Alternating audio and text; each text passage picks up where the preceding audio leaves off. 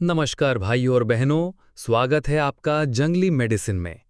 क्या आपने कभी किसी ऐसी जड़ी बूटी के बारे में सुना है जो पेट के कीड़ों से लेकर पथरी, बुखार, दाद और यहाँ तक कि पागलपन जैसे रोगों में भी काम आती हो? और वो भी कोई महंगी या विदेश से लाई गई चीज नहीं, बल्कि अपने ही खेतों खलियानों के पास उगने वाली एक साधारण सी दिखने वाली वनस्पति हो। आज हम आपको इसी एक अद्भुत औषधि के बारे में बताने वाले हैं, जिसका नाम सुनते ही बड़े बड़े वैद्य सतर्क हो जाते हैं। इसका नाम है छोटा गोखरू।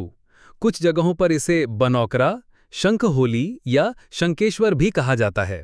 संस्कृत में इसे अरिष्ट, चांद, कंबुलिनी जैसे नामों से जाना गया है। इसका वैज्ञानिक नाम है पेडेलियम म्यूरेक्स।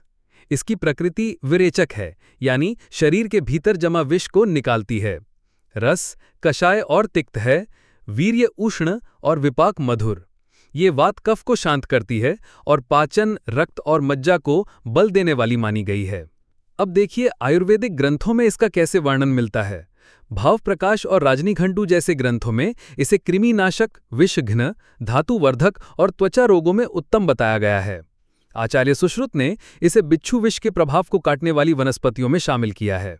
इसका पहला बड़ा उपयोग है पेट के कीड़ों के लिए।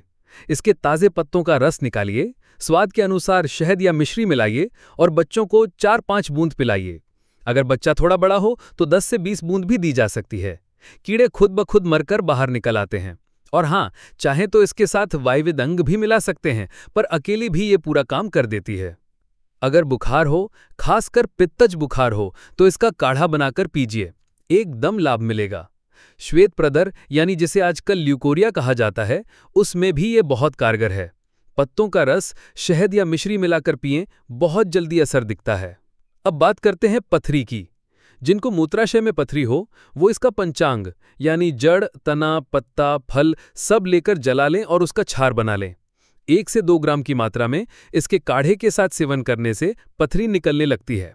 और अगर बात सुंदरता की करें तो ये भी पीछे नहीं है। इसका रस लेकर तिल के तेल में पकाइए, जब तक तेल में पूरा रस समा ना जाए। फिर उस तेल को चेहरे पर लगाइए। कील मुहासे हों, दाग धब्बे हों, सब साफ होने लगते हैं। घाव न भर रहा हो तो यही तेल लगा दीजिए या ताजे पत्तों की लुगदी बनाकर सीधे उस पर लगाइए। घाव जल्दी भर जाते हैं। अब एक बात जो कम लोग जानते हैं, ये वनस्पति बिच्छू के विष पर भी तुरंत असर करती है। जैसे ही काटे वैसे ही इसकी पत्तियों की चटनी बनाकर वहां पर लगाइए और थोड़ा रस मिश्री के साथ पिला दीजिए। विष का असर वहीं रुक जाता है। गंडमाला यानी कि गर्दन में गांठें जो हो जाती हैं, उसमें भी ये रामबाण है। इसका काढ़ा बनाइए और साथ में गंडमाला रस की गोली ले लीजिए।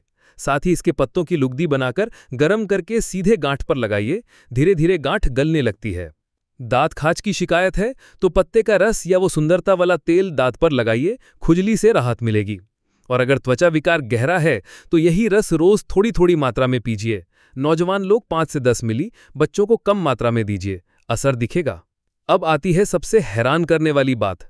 पागलपन तक में इस वनस्पति का उपयोग हुआ है। इसका पंचांग दूध में पकाकर पिलाइए, दिन में 2 बार। 12 से 24 ग्राम तक मात्रा ली जा सकती है, लेकिन पाचन शक्ति के अनुसार। और अगर गंभीर मानसिक रोग हो तो इसके पंचांग का चूर्ण बनाइए, उसमें ब्राह्मी, शंखपुष्पी और कर्णपूठी मिलाकर मालकांगनी तेल डालिए, खूब घोटिए। फिर चने जैसी गोरियां बनाइए और सारस्वतारिष्ट के साथ दीजिए। बहुत पुराने मानसिक रोग भी इससे ठीक होते देखे गए हैं। अगर आप इस वनस्पति को ऑनलाइन खरीदना चाहते हैं तो वीडियो के डिस्क्रिप्शन को जरूर चेक करें, वहां आपको इसका अफिलिएट लिंक मिल जाएगा।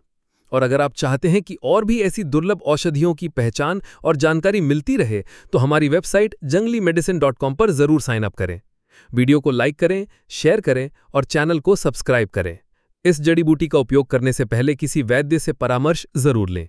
ये जानकारी केवल शैक्षिक उद्देश्य से दी गई है। मिलते हैं आपको फिर एक नई जानकारी के साथ एक नई वीडियो में। तब तक के लिए नमस्कार। जय आयुर्वेद।